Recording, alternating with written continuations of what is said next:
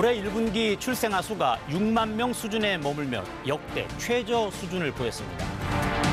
전 세계에서 유례를 찾아볼 수 없는 우리나라 저출생 현실을 나타냅니다.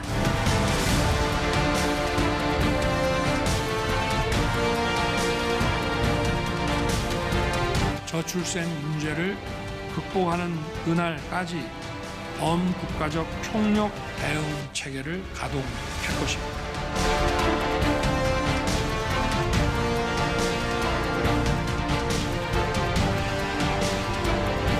지방은 황폐해졌습니다. 사람이 살지 않는 빈집과 활기를 잃어버린 거리. 아예 산부인과가 사라진 지역이 속출합니다. 찾아가는 산부인과 가게 등장했습니다.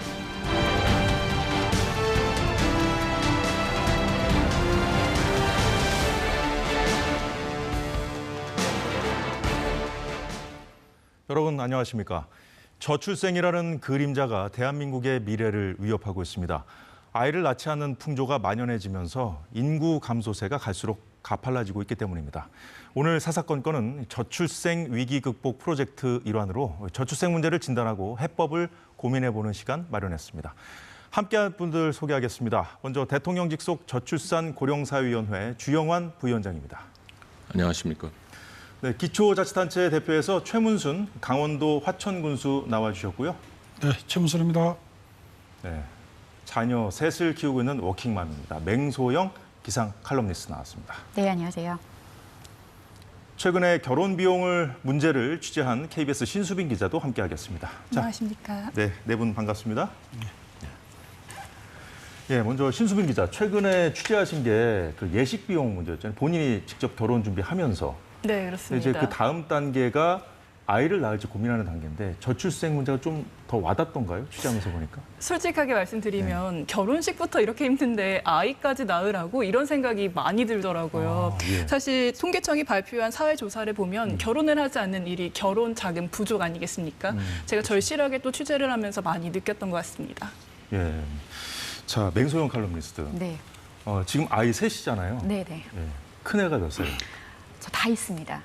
고등학교 1학년, 중학교 1학년, 초등학교 2학년, 초, 중, 고를 다 키우고 대단하시네. 있습니다. 네. 네, 근데 이제 그럼 큰애가 태어난 게 한 2008년, 9년 이 정도 되겠네요? 그렇죠. 네, 네. 그때만 하더라도 이제 저출생 문제 이렇게 심각하지는 않았을 텐데요. 맞아요. 제가 그 당시에 결혼을 했을 때 나이가 27이었는데요. 근데 지금 이게 제가 보여지는 거와 저의 나이를 얘기를 하면은 솔직히 좀 놀랐습니다. 엄청 일찍 결혼했다라고 하는데 또 이제 결혼 나이를 또 들으면 뭐 할 만한 나이에 갔네라고 말씀을 하세요. 근데 그 당시에 제 주변 동기 다 통틀어서 좀 일찍 결혼을 했어요. 근데 그때 그 당시에만 해도 예. 얘가 결혼하니까 빨리 나도 결혼해야겠다. 그래도 아직까지 기억에 남는 건 그런 문항이 있었다는 거죠. 왜 이렇게 많이 바뀌었을까요? 그렇게 많은 시간이 흐른 것도 아닌데 어떻게 보면. 자, 주영환 부위원장님. 네. 지금 이 저출생 문제는 세계적인 문제다, 뭐 보편적인 현상이다 이런 얘기도 있습니다만 지금 국가 비상사태까지 선언했잖아요. 우리나라가 그만큼 더 심각한 겁니까 지금? 예, 지금 현재 우리나라의 그 저출생 추세는 한마디로 그 인구 위기 수준이라고 말씀드릴 수 있겠습니다. 예, 학계 출산율의 절대적인 수준이라든가 예. 또 상대적 속도가 매우 엄중합니다. 예컨대 우리나라 그 학계 출산율은 0.72명인데 OECD 국가 평균의 절반이고 OECD 국가 중에 꼴찌입니다. 출생아 수가 불과 50년 만에 1970년대만 하더라도 예. 100만 명대였었는데요. 2023년 말 기준으로 23만 명, 5분의 1 수준으로 떨어졌고요. 무엇보다도 북한하고 비교했을 때 01세, 04세 그 영유아 기준으로 해방 이후 처음으로 북한이 우리나라보다 지금 5만 명이 더 많은 그런 상황입니다. 예. 최문순 군수님, 멀리서 와주셨는데 지금 사실 그 시골에서는 그 마을 회관에 가보면 이제 아이 울음소리가 이제 들어본 지 오래됐다고 말씀하신 분들이 많아요. 그런 마을들이 많거든요. 그러니까 인구 위기를 지금 몸소 겪고 계시는 거잖아요. 그렇죠. 최문순님 같은 경우에. 아이 울음소리가 적다는 것은 아이 낳는 숫자가 그만큼 줄어들었다는 얘기를 반증하는 것으로 서겠습니다. 그래서 제가 2014년도 민선 6기 군수로 출마하고 당선되면서 이 문제에 대해서 심각하게 고민을 느끼고 우리 화천군은 군정의 제일 목표를 아이 기르기 좋은 화천 만들기 이런 프로젝트를 준비했습니다. 해서 우리 군청 조직 내에 아이 기르기 전담하는 교육복지과를 만들고 이 부서에서는 엄마 뱃속에서 태어나서 처음 접하는 산후조리원서부터 예. 유치원, 초등학교, 고등학교, 대학교까지 총 막내에서 135개 프로그램을 운영하는데 그중에 대표적인 걸 말씀드린다면 화천 출신 대학생에 대해서는 예. 사립대학교, 국립대학교 구분하지 않고 납입하는 등록금 100% 다 지원합니다. 아니 또 그 하천군에 더 이상 살지 않고 대도시나 다른 데로 부모님만 가더라도 살면 됩니다. 학생들은 공부하러 서울 갈 수도 있고 미국 가 있을 수도 있고 일본 가 있을 수도 있기 때문에 학생의 주소지에 관계없이 부모만 살면 됩니다. 또한 서울이나 대도시에 가서 학교를 다니려면 먹고 자는 반값이 필요해요. 이 부분도 월 50만 원씩 대줍니다. 그리고 또 공부 잘하는 학생들 세계 100대 대학 유학할 시 유학비 다 대줍니다. 우리 화천의 교육 슬로건이 예. 마음은 화천에 꿈은 세고루입니다. 그래서 우리 아이들이 부모의 경제력에 구애받지 않고 돈 없는 가정에 태어났던 이유로 하고 싶은 공부 못하는 사례가 없도록 마음껏 공부할 수 있는 여건을 만들어서 현재 10년째 추진 중에 있습니다. 그럼 아이를 낳으면 평생 좀 보장하겠다 뭐 이런 차원인 것 같은데 맹수영 배움의 길을 열어주겠다는 예, 얘기죠. 군수님 말씀 듣더니 좀 하천으로 좀 가볼까 좀 솔깃하신 것 같은데. 너무 솔깃해서 이렇게 몸이 가질 정도인데요. 근데 참 그 많은 정책들이 있어도 이게 한 번에 솔깃하는 정책보다는 그쵸. 정말 뭔가 움직여지는 그런 정책들이 굉장히 중요한 것 같은데 근데 아무래도 그 부모님이 좀 거주하고 있다 하더라도 예. 실제 아이들에게 노출되는 어떻게 보면 아이를 키울 때 가장 중요한 게 우리가 주거지를 선택하는 데 있어서도 저도 계속 신랑이랑 말하는 게 빨리 그 아이들의 반경에서 벗어나는 주거로 선택하고 싶다. 그러니까 아무래도 교육이 그만큼 되게 굉장히 교육, 중요하기 인프라 뭐 때문에 이런 거. 그런 예. 인프라나 이런 문제들만 해결이 된다면 사실 굉장히 솔깃한 정책인데요. 예, 자 아이가 없는 미래 상상이나 해보셨습니까? 지금 사실은 대도시에서도 그 학교의 학급 수가 줄고 학급당 인원도 줄고 있는 현실이거든요. 자, 우리 사회의 활력이 갈수록 떨어질 수밖에 없는 현실인데요. 저희가 준비한 영상 잠시 보고 이어가겠습니다. 충북 옥천군 군서면. 한낮에도 거리에서 인적을 찾을 수 없습니다. 사람을 만나려면 경로당에 가야 합니다. 군서면에선 2021년 2명이 태어난 뒤로 신생아 울음소리가 사라졌습니다. 초등학교 1학년 입학한 애들이 6명이에요. 6명. 그거밖에 안 돼요? 젊은 사람들이 들어오면 먹고 살 게 있어야 되는데 농사만 져야 되고 먹고 살 게 잘 없잖아. 애기 울음소리 들은 지 오래돼요. 손자 하나밖에 없어. 지금 6살인가 7살, 6살이냐? 농촌만이 아닙니다. 부산의 한 초등학교 1학년 교실이 텅 비었습니다. 올해 신입생이 없는 탓입니다. 학령 인구가 많이 줄어들었습니다. 또 거기에다가 불편한 먼 도심의 생활 환경으로 인해 가지고 신도시로 젊은 사람들이 많이 이주를 하기 때문에 아마 지난해 한국고용정보원은 전국 읍면동 2곳 가운데 한 곳을 소멸 위험 지역으로 분류했습니다. 예, 최 군수님 좀 남 얘기가 아닌 것 같죠? 네. 예, 산후조리원 아까 군에서 만들어서 자체적으로 좀 운영하고 계시다고 그러는데 네. 좀 출산율 좀 높이는 좀 도움이 됐나요? 산후조리원을 22년도 1월 달에 저희가 개원했습니다. 그 엄마들이 아이를 낳는데 아주 안전하고 근심 없이 아이 낳고 케어할 수 있는 시스템이 사실 시골에는 녹록지 않아요.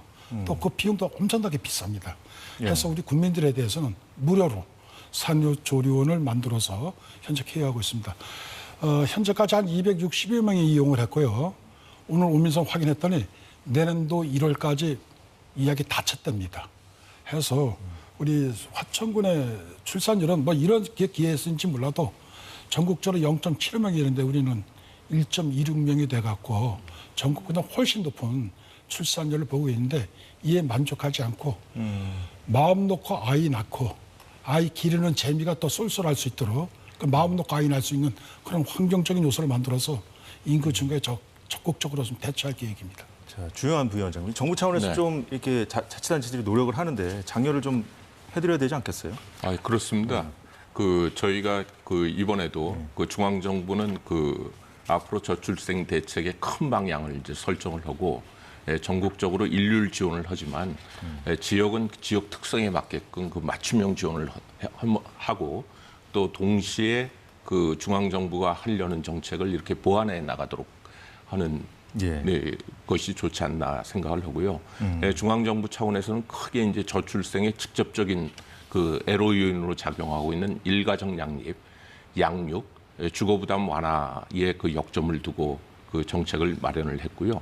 이거 외에도 이제 그 사실 저출생의 가장 근본적인 원인은 결국은 좋은 일자리가 부족하고 또 그나마 그것들이 대부분 수도권에 집중돼 있기 때문에 그렇습니다. 좋은 일자리가 적다 보니까 좋은 학교를 나와야 되고 좋은 학교를 나오다 보니까 사교육을 많이 할 수밖에 없고 또 좋은 학교나 좋은 직장이 대부분 수도권에 있다 보니까 수도권에 사람이 몰리면서 집값이 올라가고 또 수도권에 그 물리적으로나 심리적으로 경쟁 압력이 굉장히 큰 그런 상황입니다. 그래서 이번 대책에서는 이런 좋은 일자리를 어떻게 전국적으로 많이 창출할 것인지 수도권 집중을 어떻게 하면 억제할 것인지 또 노동시장이라든가 교육시장에서 이중구조라든가 사교육비 문제 같은 것들을 어떻게 처리할 것인지 하는 문제들을 이제 같이 다루는데요. 그런 부분에 있어가지고 지역에서 아까 그 화천 군수님 말씀해 주신 것처럼 지역 차원에서 그 특성을 감안해가지고 그 맞춤형 정책을 한다면 아까 그 출산율 1.26명이라고 그 말씀을 주셨는데 그런 식의 이제 그 좋은 효과가 나올 수 있다고 봅니다. 뭐 지금이야 뭐 아기 울음소리가 없어졌다 뭐 이렇게 얘기를 하고 있습니다만은 그 이제 이게 10년, 20년이 지나면 이제 일할 사람이 없어지는 상황이 될 거예요. 그게 현실이 될 그렇습니다. 텐데 노동시장 문제도 있을 것이고 그리고 그 젊은이들이 이제 일할 나이가 됐을 때 지금의 아이들이 일할 나이가 됐을 때 부양해야 되는 가족 수도 늘 수밖에 없는 여러 가지 문제가 좀 발생될 수밖에 없거든요. 그러니까 학계 출산율이 현재 상황에서 계속 이렇게 떨어지게 된다면 경제, 사회, 안보 등 국가 시스템 전체가 붕괴될 그 위험이 있습니다. 말씀 주신 대로 생산 연령 인구가 50년 후에는 이제 절반 이하로 감소가 되고요. 한국은행에 따르면 2040년 이후부터는 마이너스 성장을 할 수도 있다. 이런 경고가 있고요. 조금 전 사회자님 말씀 주신 대로 생산 연령 인구가 한 명이 노인 한 명을 부양을 하게 됩니다. 2070년 되면요. 국민연금 기금도 소진이 되고 이제는 그 소득의 6%를 지금 국민연금 기금으로 내고 있는데 그때쯤 되면 소득의 3분의 1을 내야 되는 그런 상황이 되고요. 이미 초중고등학교를 포함해가지고 교육 인프라는 조금씩 그 붕괴되기 시작했다. 예컨대 2024년에 신입생이 없는 그 전국의 초등학교 수가 157개 교가 되고요. 그렇군요. 또 안보도 문제입니다. 우리가 적정 상비 병력이 50만 명인데 2045년이 되면 한 17만 명 정도가 부족하고요. 우리 화천 군수님 옆에 계십니다만 지금 전국의 그 시군 중에 한 절반 이상이 소멸 위험에 있습니다만 2047년이 되면 전국 모든 시군이 다 소멸 위험에 그 처하게 됩니다. 그래서 어떤 형태로건 지금의 그 학계 출산율 추세의 반전을 도모하지 않으면 우리 국가가 굉장히 그 존립 자체가 위태로운 그런 상황에 놓이게 된다. 이런 말씀을 드리겠습니다. 저출생이 뭐 세계적인 추세고 또 현대 사회의 저출생은 당연하다는 시각도 있습니다만 국가의 존립을 걱정하는 미래는 우리가 어떻게든 좀 막아야 되지 않겠습니까? 근데 지금 그 40, 50대들도 어렵다고 하잖아요. 근데 20, 30대는 더 어렵습니다, 지금. 결혼도 지금 생각하기 점점 더 어려워지고 있는데 지금 어린애 아이들이 자랐을 때 그 부양해야 될 가족들도 늘 수밖에 없다고 그런 구조 자체가 지금 변하고 있어요. 아이들 걱정이 더 되지 않습니까? 그렇죠. 저는 아이가 이제 셋이지만 주변에 보면은 아이 자체를 안 낳겠다, 뭐 결혼 안 하겠다 이런 분들도 물론 계실 수도 있지만 일단 결혼을 하고 아이를 낳았을 때 둘째와 셋째를 저처럼 고민하는데 그 걸림돌이 되는 게 사실 새 아이 키우는 게 어렵다고 많이 물어보시는데 저는 나면 날수록 좀 더 쉽긴 하더라고요. 왜냐하면 아이가 한 명이 되면은 이 아이에게 모든 거를 쏟아붓고 그 같이 공유할 수 있는 다른 것들이 없다 보니까 그런데 사회 전반적으로도 이 아이들의 미래가 굉장히 어둡고 이 아이들의 어깨가 무거울 것이라는 것을 계속해서 생각을 한다라고 하면 이 아이를 더 잘 키워서 더 고생시키지 않게 만들려고 하는 또 그 부모의 부담을 또 주변에서 보면 아이 키우기는 너무 힘들겠구나. 계속 어떤 되먹임의 현상들이 사회 문제에서부터 하나의 가정 그리고 그 가정을 바라보고 있는 20, 30대들이 향후 본인들의 미래를 고민하는 데까지 파급적인 그런 영향들이 예. 계속해서 발생하고 있지 않나라는 생각을 해봅니다. 결국은 좀 미래가 좀 암울해 보이다 보니까 아이에게 더 정성을 쏟을 수밖에 없는 그런 상황을 말씀해 주신 것 같은데, 자, 신 기자, 주변에 지금 요즘 젊은 분들 중에 결혼이 좀 하기 어려워서 좀 이렇게 망설이는 경우도 있지만 결혼 자체를 아예 안 하려는 분들도 많다고 하더라고요. 친구분들 중에 그런 친구들이 좀 있나요? 제 주변에도 많은 대다수가 그냥 결혼을 하고 싶지 않다 이렇게 말하는 친구들이 굉장히 많아요. 예. 사실 통계청 조사에도 보면 2위가 결혼의 필요성을 못 느껴서 4위가 삶의 자유를 포기할 수 없어서입니다. 이렇게 통계청 자료에서도 볼 수 있는데요. 이처럼 결혼이나 아이가 필수가 아닌 시대가 왔습니다. 개인이 더 중요하고 개인의 삶이 더 중요하고 예. 내가 가지고 있는 일, 커리어 이런 게 훨씬 더 중요한 시대가 왔다는 게 충분히 느껴지고 있습니다. 그 결혼에 대한 어떤 인식 자체가 좀 변하고 있는데 이것도 어떻게 보면은 좀 시대상이 좀 변하고 있는 것 같아요. 좀 이런 부분도 좀 감안하면서 대책을 마련해야 되지 않겠습니까? 그 사실 이제 저희가 대책을 마련하면서 예. 두 가지 측면의 역점을 뒀습니다. 하나는 이제 애를 낳고 기르는 데 따른 금전적 부담하고 기회비용을 어떻게 줄여줄 것인지. 그것이 이제 바로 일가정 양립을 확립하고 양육 부담을 줄여드리고 또 주거 부담을 줄여드리는 일이 되겠죠. 그런데 아까 여러분들 말씀 주셨듯이 이것은 필요 조건에 불과합니다. 보다 본질적으로 Why do I have a baby? 내가 왜 애를 가져야 되지? 그리고 우리 사회가 그 질문에 대한 아이가 행복일 수 있으니까 하는 답을 줘야 됩니다. 그동안 우리가 그 급속하게 경제 발전을 겪다 보니까 지나치게 개인주의적이고 경쟁주의적이고 물질주의적으로 되면서 그 생명의 가치, 가족의 소중함, 공동체의 지속 가능성이라는 이런 가치에 상대적으로 소홀하지 않았나. 그래서 이런 측면에 대해서 사회 인식 또 문화가 조금씩은 이게 바뀌어야 되지 않겠나. 이게 바로 이제 충분 조건이 되겠죠. 그래서 이번 대책을 마련하면서 저희가 한쪽으로는 그 일가정 양립, 양육 부담, 주거 부담을 완화시키겠다는 그런 이제 정책적 노력을 견지하면서 다른 한편으로는 그동안 상대적으로 그 좀 소홀히 됐다고 할 수 있는 생명의 가치, 그 가족의 가치 부분들을 어떻게 하면 그 사회 인식이라든가 문화를 조금이라도 이렇게 그 개선할 수 있나.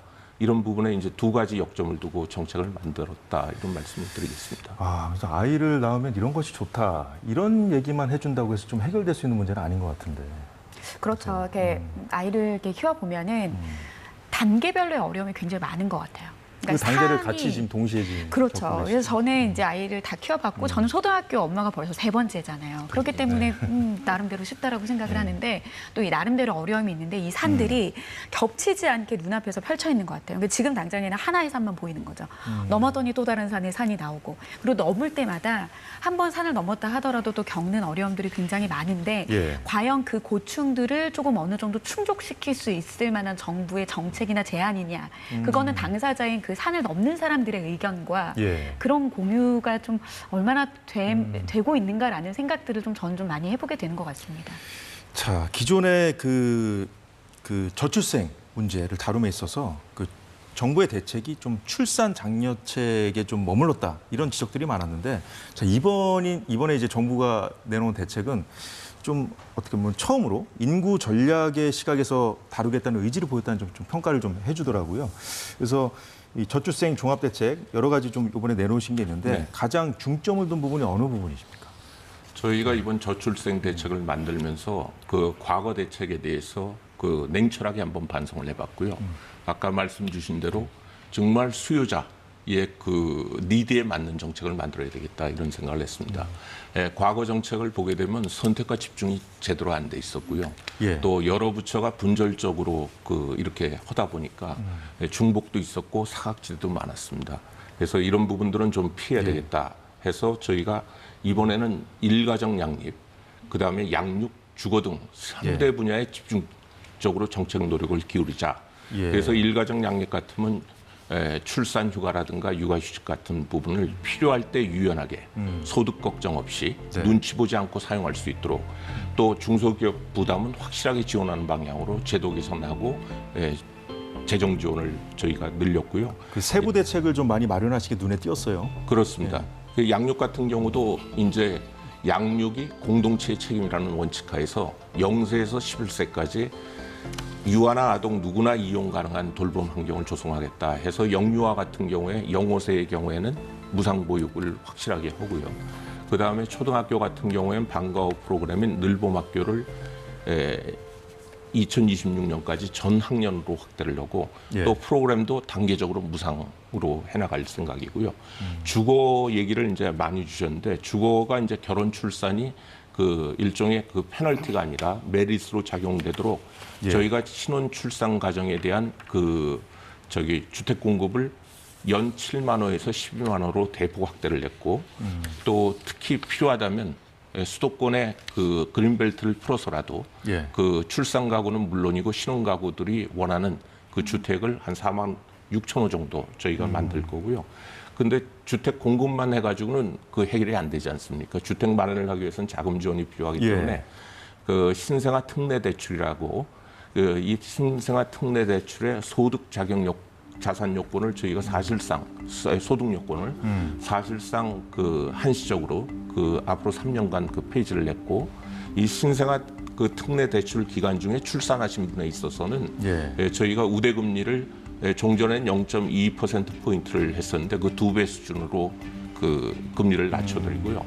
무엇보다도 그 앞으로 이제 출산 가구에 대해서는 신생아 특례 공급이라고 인기가 굉장히 많습니다. 그것이 딱 평생 한 번 주어지는데 한 번 더 기회를 드려가지고 조금 더 넓은 평수로 이렇게 이전할 수 있도록 하고. 그러면 이제 당장 그 어떤 지역 소멸 위기론에 봉착한 자치단체 입장에서 봤을 때는 좀 저거는 우리하고 좀 관계가 있는 것 같은데 이렇게 느껴지는 부분이 있을 것 같아요. 주거 문제라든가 이런 부분이 있을 때. 그렇습니다. 뭐 주택을 공급한다고 하셨는데 그게 다 수도권에 또 집중이 되면 안 되잖아요. 그렇습니다. 최 군수님 어떻게 보셨어요? 수도권이 정치, 경제, 사회, 문화 집중되는 건 사실입니다. 그렇다 보니까 국가 전체적으로 균형 발전이 져야 합니다. 이 부분은 말로는 지방분권 뭐 이렇게 얘기합니다. 요원합니다. 안 됩니다. 안 되는 이유는 정치적 계획이 아니 되고서는 안 된다고 저는 생각합니다. 왜 정치적 계획이 되냐면은 우리 화천군의 면적이 909평방킬로미터입니다. 서울시 면적이 605평방킬로미터입니다. 화천군의 면적상 1.5배 정도 됩니다. 그리고 정치적으로 해석해 보면은 화천군의 국회의원은 0.25명이에요. 왜 0.25명이나? 우리 국회의원이 춘천, 철원, 화천, 양구 4개군의 국회의원 1명입니다.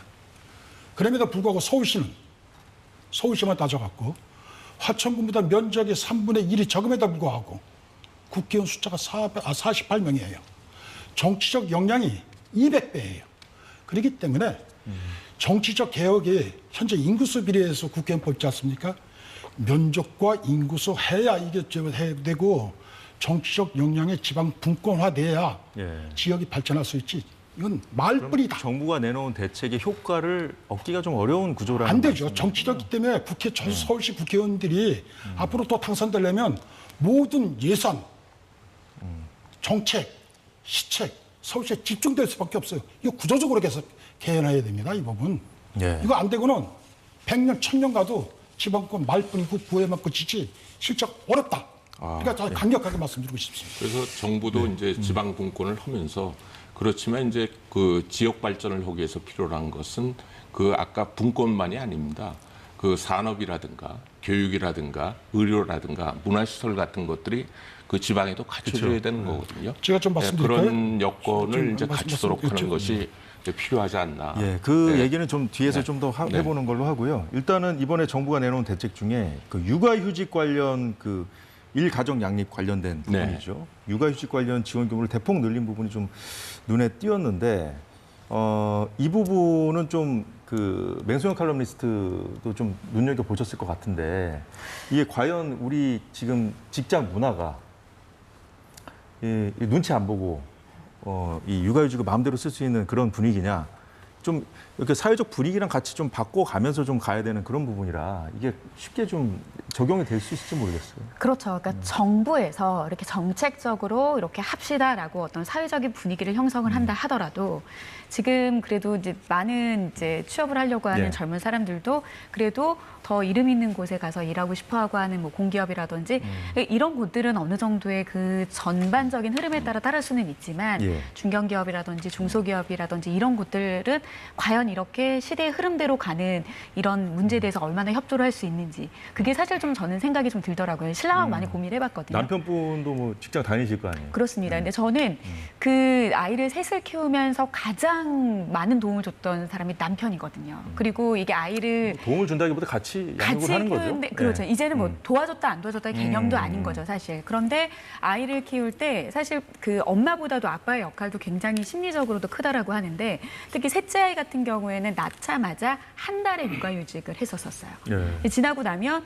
이 회사에서 한 달 동안 그 신랑에게 자리를 비우고서 아이를 키울 수 있게 도와줄 수 있는 그런 환경은 어땠나? 완전히 쉰 거 아니고 중요한 일이 있을 때마다 서로 보완을 해가면서 육아휴직이라는 한 달의 기간을 만들었거든요. 그런데 예. 그때 한 달 아빠가 집에서 아이들과 함께하는 그 기간의 시간이 굉장히 아이들한테는 자라나면서 좋은 영향력이 있기도 하고 지금도 그 회사에서 아이 셋인 것을 너무 그 프라이드를 강하게 생각을 하세요. 아, 그래요? 그래서 아이 셋이기 때문에 제가 사실 그 기상 칼럼니스트라는 직업이 전국에 몇 명이나 되는 줄 아시나요? 한 명밖에 없습니다. 사실 저는 일에 욕심이 굉장히 많기 때문에 본 직업을 다니면서 이게 커리를 유지하면서 아이를 키우기 굉장히 힘들더라고요. 어렵죠. 그래서 그때도 내 커리를 키우면서 회사를 유지하기는 굉장히 힘들구나라고 했던 게 뭐냐면 제일 어려움이 뭐냐면 아이가 갑자기 아팠을 때 출근하는 게 저는 사실 너무 어려움이 컸어요. 예. 근데 지금 같은 경우에는 신랑이 그거를 같이 뭔가 보조를 해줄 수 있다라는 거는 회사 안에 그 육아를 생각하는 회사 안에 조직의 문화라든지 이런 것들이 개선되지 않으면 저는 같이 걸음을 가줘야지 가능한 일이다라고 생각을 하거든요. 그거는 강제로서 되는 것도 아니고 그거를 이제 사회가 통감을 했으면 각 기업에서라든지 그 회사의 일자리 창출하는 그 예. 곳에서도 통감하는 게 굉장히 중요한 그 분위기라고 생각을 합니다. 정말 맞는 말씀이신 게요. 그 사실 이제 그 눈치 보는 부분, 그게 이제 그 다음에 중소기업 부담. 이게 이제 저희가 일가정 양립 관련돼 가지고 육아휴직을 늘린다든가 아니면 그 근로시간 단축을 좀 확대한다든가 하는 데서 그 가장 큰 고민이었습니다. 근데 그걸 하는 데 있어 가지고 정부 지원도 중요하지만 그 기업 특히 중소기업 스스로가 앞으로는 인력 미스매치 시대가 아니라 인력 부족 시대이기 때문에 젊은 인재를 유치하고 유지하기 위해서는 그 일과 가정이 양립되고 또 육아 친화적인 환경을 그런 방향으로 또 노무 관리라든가 인사 관리를 하지 않으면 생존할 수 없다. 왜 사람을 구할 수 없기 때문에 이게 뉴 노멀이 돼야 되고요. 그런데 어쨌든 중소기업의 경우에는 부담이 있는 게 사실이기 때문에 저희가 육아휴직한 경우에 처음으로 그 중소기업이 대체 인력을 이렇게 그 고용을 하거나 파견을 받았을 때 그 대체 인력 지원금 제도를 만들었습니다. 그 금액도 120만 원입니다. 중소기업 평균 임금이 286만 원이니까 거의 40%를 이제 정부가 그 지원을 해주는 거고요. 또 그 근로시간을 이제 단축, 임신기라든가 육아에 이제 단축하는 경우에는 동료가 이제 업무를 대신할 수 있지 않겠습니까? 네. 그런 경우에 대비해 가지고 저희가 동료 업무 지원금을 올 7월 1일부터 이제 한 20만 원 범위 내에서 이렇게 드리고 있고요.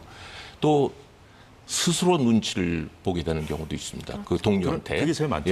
그 경우를 이해 가지고 저희가 이번에 그 육아휴직 신청을 출산 휴가랑 같이 통합해서 신청을 하고 그다음에 고용주가 14일 이내에 서면으로 명시적으로 불허하지 않는 한은 허용하는 걸로 간주를 내서 사실상 자동으로 그 개시되도록 이렇게 바꿨고요. 또 단기 육아휴직 제도라고 그래가지고 1년에 2주씩 그 쉴 수 있도록 했습니다. 이것은 아마 좀 아주 길게 쉬지를 않으니까 상대적으로 눈치를 덜 보면서 이거 활용할 수 있는 게 되지 않을까 그런 생각을 자, 신수빈 기자, 이제 뭐 결혼 날짜는 잡았어요? 제가 아직은 못 잡았습니다. 예식장을 아직 못 잡아서 그런 거 예식장을 못 잡았습니다. 그럼 아이도 낳을 계획은 어떻게 좀? 네, 저도 가지고는 있는데 사실 칼럼니스트께서 말씀해 주셨지만 예. 눈치가 보여서 육아휴직. 사실 육아휴직이라는 KBS는 문화는 뭐 그러진 않아요. 그러진 않는데 예. 개인이 혼자 느끼는 게 있잖아요. 사실 내가 혹시 자리를 비웠을 때 예. 괜찮을까 하는 혼자 느끼는 동료에 대한 미안함 뭐 네, 이런 거. 동료에 대한 미안함이 있는데 예. 그래서 저는 궁금했던 게 네. 만약에 지키지 않았을 때 페널티 같은 것도 네. 생각하고 계신지 좀 여쭤보고 그렇습니다. 싶은데요. 회사에? 네. 지금 육아휴직을 신청을 했을 때 고용주가 허용하도록 돼 있습니다. 그래서 이걸 위반했을 때는 500만 원의 벌금을 내도록 돼 있습니다. 그렇지만 현실적으로 이제 그 동료라든가 이런 눈치를 볼 수밖에 없는 부분이 있어가지고 이제 아까 그런 제도를 했었고요. 예. 저희가 사실은 육아휴직 의무제를 좀 도입하자 이런 거 없애게 하기 위해서 그것도 이제 저희가 검토를 했습니다. 그걸 하게 되면 육아휴직 사용률을 좀 높일 수 있을 겁니다. 또 눈치 보는 걸 적게 할 수도 있는데 현실적으로 육아휴직 급여가 예. 저희가 이번에 많이 올렸습니다만 상한이 250만 원이거든요. 그래서 의무화하게 되면 또 이거 생계 때문에 이걸 쓰지 못하시는 부분도 있고 또 중소기업들은 아직은 좀 어렵습니다. KBS보다. 규모가 작을수록 어렵죠. 그래서 그런 부분들이 있어가지고 그 균형점을 맞추다 보니까 이게 사실상 자동 게시제로 이렇게 예. 바꿨고요. 아까 이제 그 스드메 얘기를 하셨고 결혼식장 그 부분이 있어가지고 저희가 이번 대책에도 이제 그 결혼식 얘기는 제가 네. 이따가 하는 걸로 하고요. 네. 자, 일단 지금 육아휴직, 휴가 뭐 이런 것 갖고는 좀 한계가 있는 부분이 있는 게, 자, 우리 신수민 기자도 올해 한 6년 차, 7년 차 정도 됐죠. 네, 맞습니다. 그러면 근무 시간이 길어요. 지금 회사에서 보내는 시간이 꽤 길잖아요, 그죠? 네, 회사에서 있는 네. 시간이 집에서 있는 시간보다 깁니다. 저도 그랬거든요. 지금 마찬가지인데. 근데 이 근로 시간 자체를 좀 단축시키는 거 있지 않습니까? 네. 옛날처럼 우리 산업 구조가 예. 노동 집약적인 것도 아니고 한데 9 to 6 이렇게 좀 거기에 좀 너무 얽매여 있는 것 같아요. 이걸 좀 그렇습니다. 그런 필요성은 안 느끼시나요? 굉장히 많이 느끼고 있습니다. 네. 어떤 맞습니다. 그 장시간 근로 관행하고 그 유연 근무가 상대적으로 우리가 적습니다. 예컨대 미국 같으면 재택 근무가 한 22%인데 우리는 4%밖에 안 되거든요. 그래서 일단 임신 육아기서부터 좀 유연 근무를 좀 높여보자. 그리고 또 임신 육아기 때 또 애를 이렇게 그 돌봐야 되기 때문에 상대적으로 좀 덜 일할 수밖에 없는 부분이 있기 때문에 임신기 육아기에 근로시간 단축 같은 걸 좀 유연하게 쓰도록 해보자 하는 것들을 저희가 그 제도 개선을 좀 이번에 결국은 그거 아이를 예. 낳기 위해서는 좀 여유가 좀 필요한 것 같아요. 경제적 그렇습니다. 여유도 필요하지만 네. 좀 시간적인 여유도 있어야 좀 미래에 대한 고민도 좀 해보고 아이를 낳을지에 대해서 좀 더 좀 네. 고민해볼 수 있지 않을까 싶은데 일과 가정을 양립하기 위한 그런 노력의 또 하나의 또 일환으로서 아이 돌봄이라든가 그 양육 부담도 좀 출산을 어렵게 하는 그런 요인이지 않습니까? 자, 맹소영 씨는 이제 아이 3명을 지금 키우고 계신데 네. 단계를 다 거쳤고 또 여러 단계를 한꺼번에 지금 겪고 계시는 거잖아요. 네, 맞습니다. 네, 어려운 점 없어요? 아이 셋을 키우면은 당연히 양가 부모님의 도움을 몇째까지는 외가의 도움, 친가의 도움. 근데 저희는 도움을 안 받았습니다. 누구의 도움을 받았나요? 저는 정부의 도움을 받았습니다. 제가 가장 마음에 드는 것은 아이돌봄이에요. 제가 경기도 광명에서 거주하고 있는데요. 네. 경기도 광명의 아이돌봄이의 거의 VVIP라고 네. 보시면 됩니다. 2007년부터 예. 국가에서 그냥 아이돌봄이라고 하면은 그 정책 자체가 보육에 관해서 아이를 낳은 가정의 부담을 줄어드는 동시에 그 지역의 일자리를 창출하는 거거든요. 근데 다만 공급과 수요의 균형이 이루어지지 않는 지역에서는 봐주세요라고 하시는 분들은 많으나 봐줄 사람이 없어요라고 하는 건 언제나 부족할 수는 있습니다. 그러니까 제가 살고 있는 광명은 그 균형이 굉장히 균등했고 저희 큰아이 벌써 고등학교 1학년이 된 저희 아이가 3살 때부터 근데 아이가 뭐 말이 3살이지 개월수로 따졌을 때는 24개월이 채 되지 않았을 때부터 그 돌보미 선생님의 도움으로 진짜 선생님이라는 표현을 쓰거든요. 그래서 만 12세까지 지원이기 때문에 지금 현재로서는 12월 달에 태어난 둘째 아이까지 지금 이제 막바지로 아이돌보미 시스템을 사용하고 있는데 굉장히 저는 그 정책처럼 지역의 어떤 일자리 창출이라는 뭔가를 호환할 수 있는 그런 어떤 시스템. 그래서 부모님의 도움 없이 이렇게 셋째를 셋째를 키웠다. 희소적이지 않은 이야기이십니까? 정말 네. 고맙습니다. 그 사실 아이돌보미 서비스가 인기가 많습니다. 그래서 대기가 많아가지고 이번 대책에서도 저희가 2027년까지는 30만 가구, 지금 현재 수준보다 3배 이상 좀 늘리겠다 하는데 가장 애로가 이제 그 아이돌보미를 하시겠다는 분이 상대적으로 적습니다.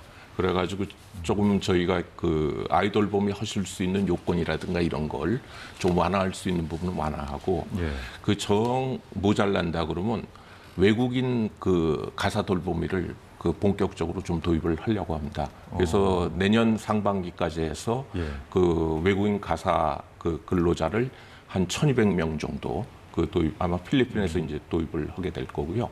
또 국내에서 그 외국인 유학생이라든가 외국인 근로자의 배우자 가운데도 돌봄 그 취업을 원하시는 분이 있습니다. 이런 분들을 한 5,000명 정도 저희가 그 시범 사업으로 이렇게 하려고 하고 있고요. 그렇군요. 예, 이거 외에도 또 그 가장 애로사항 중에 하나가 애가 갑자기 아프다든가 갑자기 야근을 하게 된다든가 휴일에 근무하게 된다든가 이런 틈새 돌봄이 그 문제가 돼서 저희가 시간제로 이제 애를 봐줄 수 있는 기관 수도 또 역시 2027년까지 한 3배 수준으로 늘리고 또 그 야간에서 24시간 그 12시까지 그 밤 12시까지 문을 연다든가 또 휴일에 그 여는 어린이집 같은 것도 좀 늘리고 특히 방학 중에는 그 초등학교의 그 방과 후 프로그램인 늘봄학교를 그 운영해서 그 방학 중에 그 돌봄 공백도 좀 없애드리려고 노력을 하고 있습니다. 화천군에도 돌봄 시설 같은 걸 좀 마련해서 운영하고 계신가요? 네.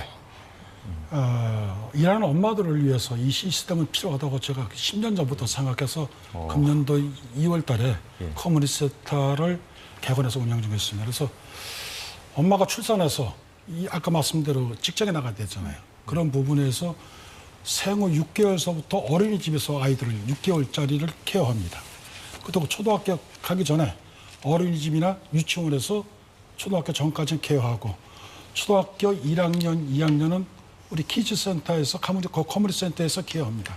근데 단순하게 초등학교 1학년, 2학년 학생들 케어만 하는 것이 아니라 외국인 선생님 한 분, 내국인 선생님 한 분, 투 담임제로 운영합니다. 따라서 거기서는 아이들을 뭐 영어 공부를 시키는 게 아니라 자연스럽게 스킨십을 통해서 외국 문화에 대해서 접하고 외국인에 대해서 친근감을 가질 수 있도록 이런 프로그램을 운영하고 있고 또 커뮤니티 센터에서는 농촌 지역의 아이들이 공부할 수 있는 학습센터라든지 독서실을 운영해서 상당히 효과가 큽니다.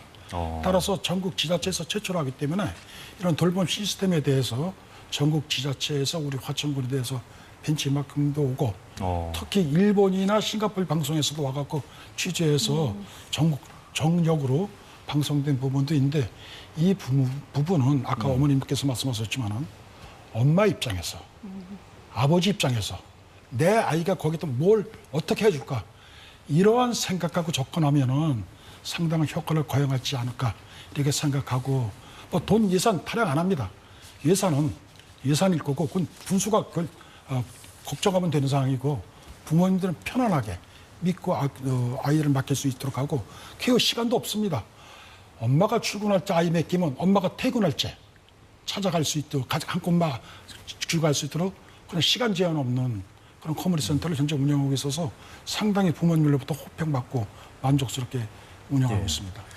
예, 잘 들었습니다. 자, 요즘 이 저출생 문제가 아주 심각한데 20대 혼인율이 8%에 불과하다고 합니다. 젊은 사람들이 결혼을 기피하는 그 현상이 아주 갈수록 심각해지고 있어서 큰 문제인데 결혼 준비 비용부터 난관에 부딪히고 있거든요. 신수빈 기자가 취재한 내용 잠시 보겠습니다.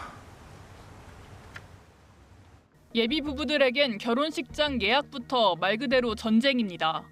가격은 부르는 게 값이고 업체는 보증 인원 명목으로 참석 인원까지 사실상 강제합니다.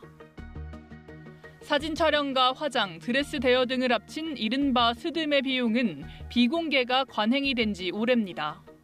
어떤 업체들이나 가격을 이렇게 딱 대놓고 알려주지가 않잖아요. 그래서 이제 플래너를 끼지 않으면 가격도 천차만별입니다. 한 팀당 스드메 관련해서만 최소 15, 많이 붙이면 100만 원도 붙이죠. 일부 업체들은 계약에도 없는 추가금까지 요구하는 경우도 많다 보니 결혼 비용은 예상 금액을 훌쩍 넘게 됩니다.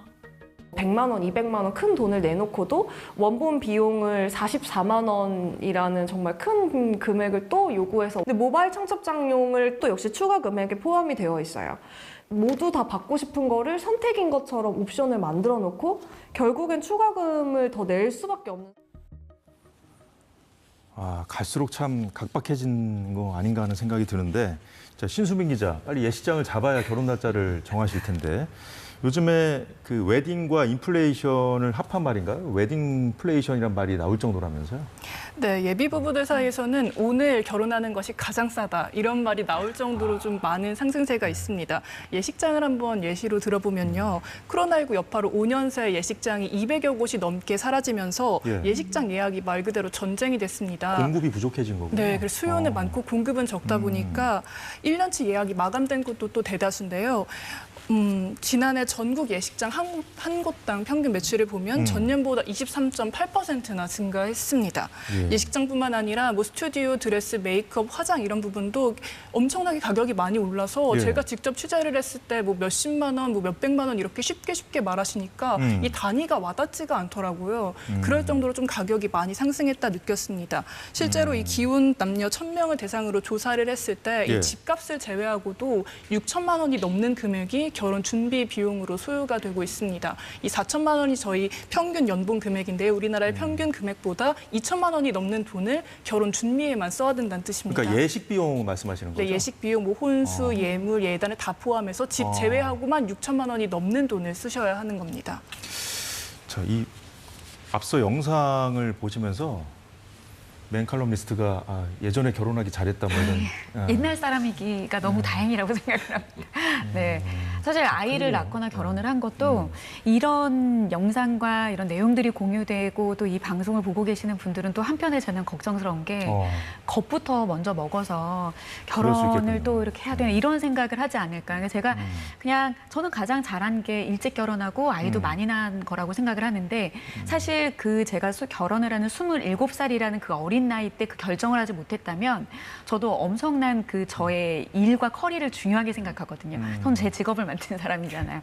근데 저도 결혼하지 못하고 살지 않았을까라는 생각을 좀 해서 영상을 보면서도 옛날이 낫다라는 생각을 하는 동시에 이 영상을 보는 젊은 사람들은 어떤 생각을 할까라는 생각을 해봤습니다. 그 다음 세대에게 좀 미안한 마음이 생길 정도예요. 그런데 지금 이 예식장 상황을 보니까요, 부위원장님. 계약금 환불도 좀 불가하도록 돼 있고 소비자들에게 굉장히 좀 불공정하게 돼 있는 부분들이 많거든요.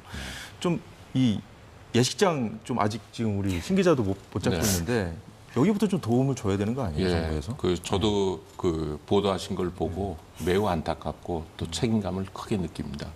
그래서 그 스드메 포함해가지고 결혼식장 가격 같은 걸 표시하도록 돼 있는데 그것을 교묘하게 또 그 부당한 방식으로 과도하게 이제 부과하는 이런 부분에 대해서는 저희가 소비자단체 그리고 공정거래위원회와 함께 그 필요하다면 또 그 관련된 다른 기관들과 함께 이런 부분들을 좀 세심하게 살펴보고 그 소비자가 부당하게 그 과도하게 부담받는 일이 없도록 한번 그 대응 방안을 찾아보겠습니다.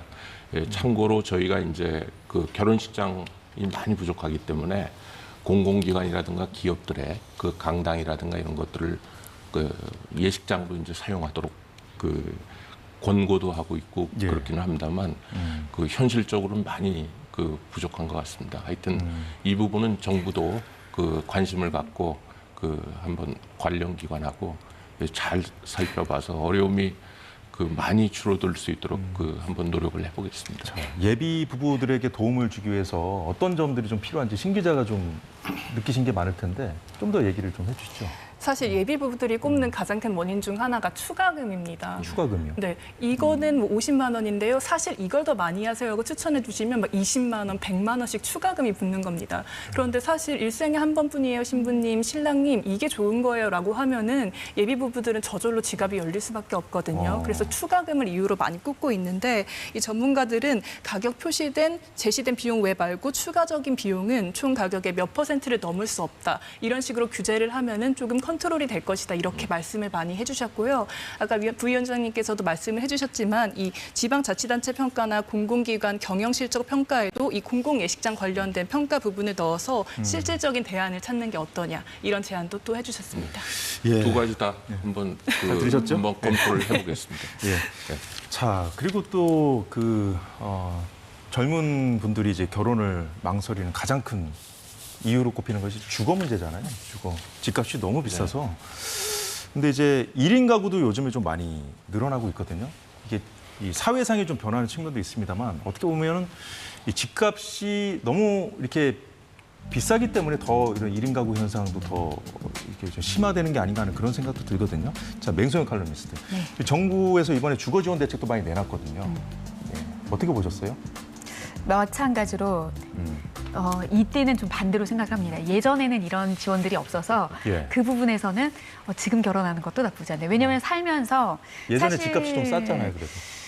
근데 제가 부산에서 신혼생활을 하다가 1년 만에 서울로 왔을 때 그 체감은 사실 좀 굉장히 커서 좀 나름대로 어려움이 좀 있었습니다. 근데 그런 생각을 해봅니다. 아이들을 키우면서 이제 신랑과 우리 앞으로 미래를 어떻게 설계하고 아이들을 어떻게 키울 것인지에 대한 저는 그런 고민 상담 참 많이 하거든요. 그런데 결국에 시발점이 처음에 어떻게 우리가 주거가 안정된 상태에서 시작을 했느냐에 따라서 똑같이 결혼해서 시작하는 그 새 가정의 출발의 스타트가 너무 다른 거죠. 그래서 아이들에게 더 열심히 내가 너에게 주지는 못하더라도 능력을 주겠다라는 말을 자꾸 나오게 하는 이유가 그 스타트를 우리보다는 더 좋게 하고 싶은 그 마음은 어느 부모나 마찬가지일 것 같아요. 그래서 지금 보면은 제가 오기 전에 뭐 찾아봤더니 정말 많고 솔깃한 것들이 굉장히 많더라고요.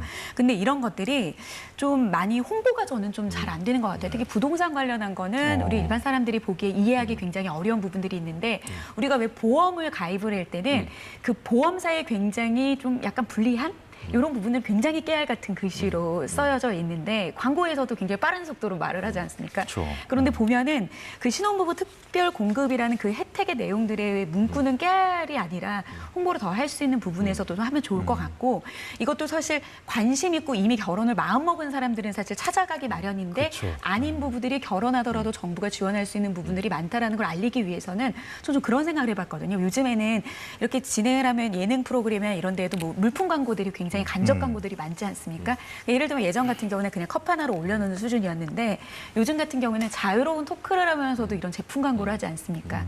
그래서 요즘엔 보면 연예인들 같은 경우에도 과거에는 결혼을 하거나 애를 낳는 게 굉장히 숨겨야 되는 문화였지만 지금은 오히려 아이를 낳고 결혼을 하는 그런 분들이 훨씬 더 좀 더 잘 나가는 연예인이 되는 그런 케이스의 프로그램들도 굉장히 많은데요.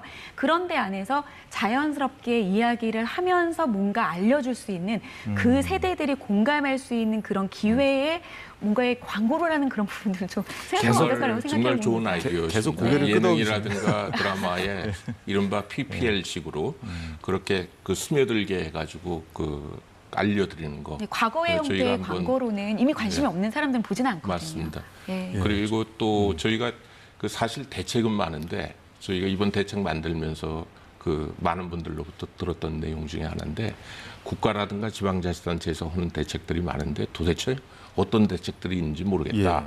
그래서 이번에 저희가 생애 주기별로 결혼, 임신, 출산, 양육, 보육, 교육에 이르기까지 각 단계별로 국가 또 지방자치단체가 제공하는 현금 지원도 있고 또 서비스로 지원해 주는 것도 있습니다. 어린이집 같은 걸 무료로 한다든가 뭐 이런 것들, 또 일가정 양립 관련된 지원들이 있고 주거 지원도 있어가지고 이런 부분들을 일목요연하게 볼 수 있는 포탈을 좀 만들어서 자기 조건만 이렇게 그냥 간략하게 입력하시면 이러이러한 혜택들이 나올 수 있구나. 국가는 이런 걸 주고 또 지방은 또 이런 프로그램이 있구나 하는 걸 잘 들었습니다. 저희가 이제 수도권 집중 문제도 좀 살펴봐야 될 것 같아요. 왜냐하면 이 수도권으로 이제 사람들이 이제 집중하게 되면 수도권이 이제 집값도 비싸고 그 물가도 상대적으로 더 비싸지 않습니까? 그렇다 보니까 아이 낳기가 좀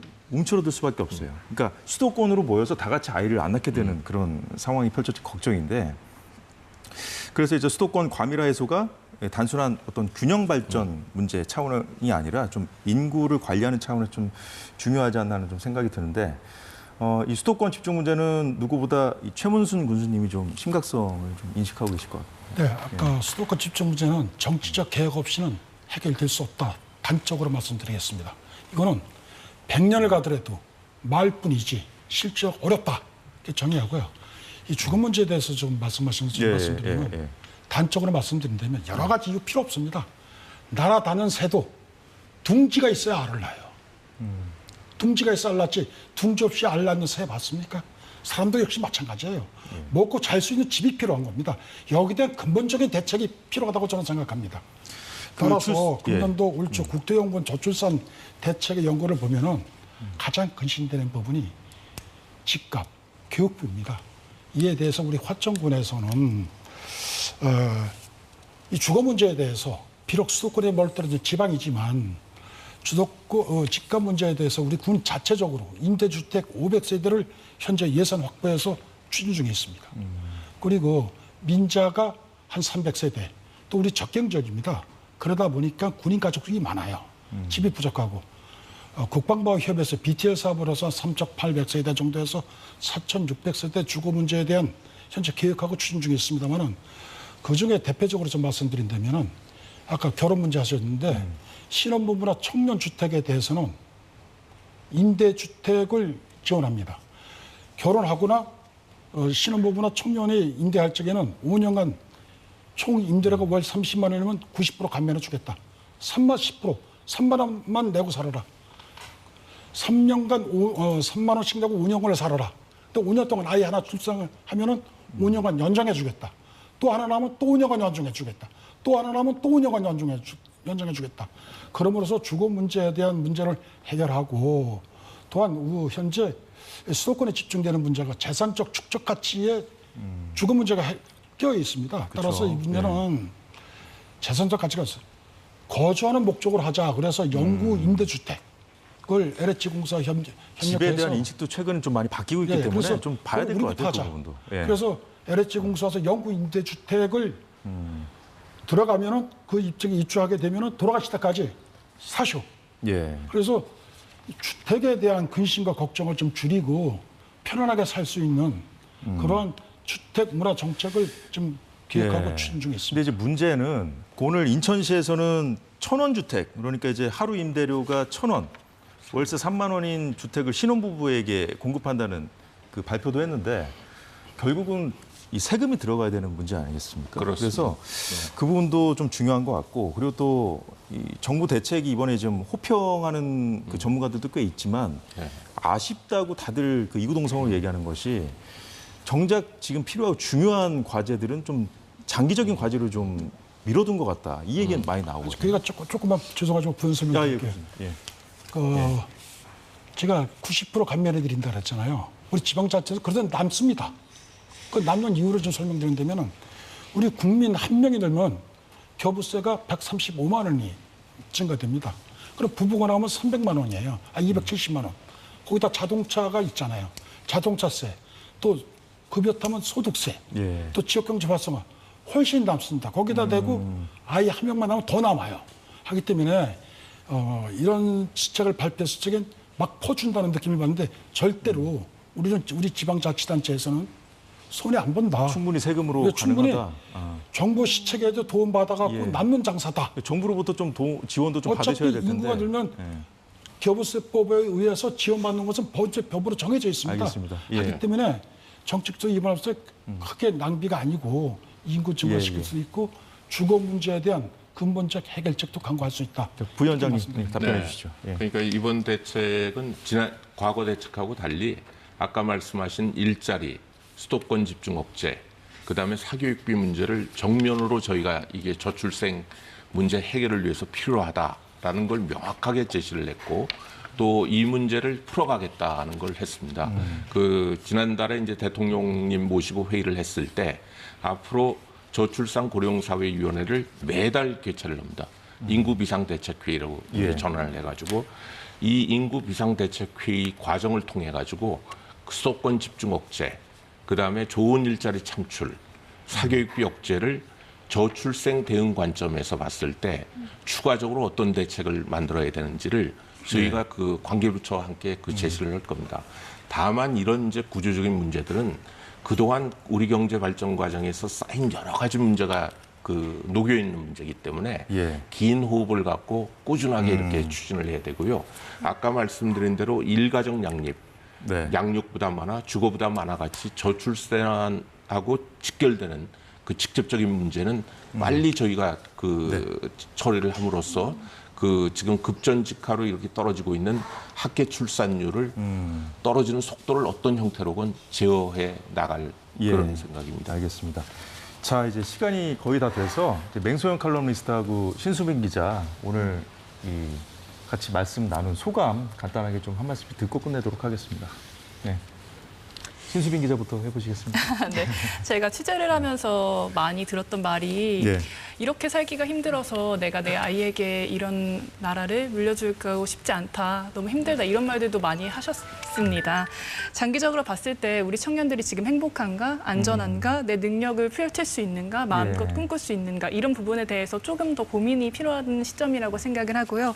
우리 정부가 다양한 삶의 형태와 욕구를 다각도로 고민했으면 좋겠다는 말씀 남기고 싶습니다. 좋은 말씀 고맙습니다. 맹소영 칼럼니스트. 저는 오늘은 다둥이 마음의 그 자격으로 나왔지만 기상과 기후 분야 쪽에 이제 전문가 활동을 하고 있지 않습니까? 근데 보통 이제 환경 영향 평가라든지 뭐 ESG 경영 평가라든지 그 기업에서 기업을 경영하는 데 있어서 우리가 그 거시적인 관점에서 지켜야 되는 규제에 대한 것들을 평가를 하듯이 앞으로 향후에 저 같은 경우에는 뭐 육아와 일을 하는 데 있어서 굉장히 제 삶이 지금 너무 만족스럽거든요. 그런데 이렇게 육아 친화적인 정책을 잘 펼치고 있는 그 기업들에 대한 모니터링과 의무적인 그런 부분들이 좀 추가가 돼서 기업에 어떤 뭐 아까 페널티 얘기를 했지만 그게 아니라 뭔가 인센티브를 주는 것들이 좀 정착화가 된다라고 하면 많은 분들이 저와 같이 육아와 일을 병행하는 데 어려움이 없는 그런 사회가 됐으면 좋겠습니다. 지금 저출생 문제가 아주 심각하다는 그 현실, 그에 대한 국민적 공감대를 빨리 우리가 형성시키는 것이 좀 급선무가 아닌가 하는 생각이 듭니다. 저 오늘 내분 말씀이 좀 거기에 좀 도움이 됐기를 바랍니다. 오늘 말씀 고맙습니다. 감사합니다. 저출생 문제는 정말 풀기 어려운 고차 방정식 같다는 생각이 듭니다. 그렇다고 해도 이 걱정만 하다가 후대에 재앙을 물려주는 우를 범하면 안 되겠죠. 우리의 아이는 우리의 미래입니다. 특집 사사건건 여기서 마치겠습니다. 고맙습니다.